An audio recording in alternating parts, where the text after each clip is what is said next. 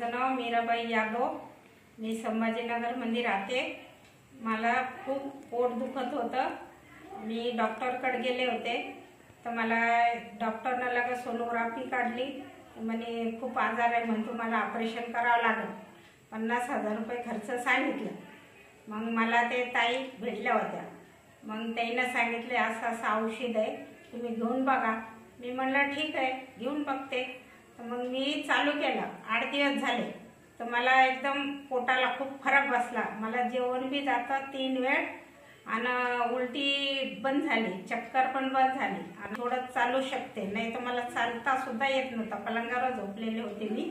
मला खूप फरक बसला। पण 3 वेळेस मी आता जेवण करते आणि चांगलं आहे एकदम। मला पहिले जेवणच जात नव्हतं। असं मी एकच पोळी खायचे पण ते हजमच होत नव्हतं आणि ते एक पोळी खाल्ली की माझं पोट असं एकदम फुगल्यासारखं होतं। पण ते औषधानं मला खूप म्हणजे खूपच फरक बसला।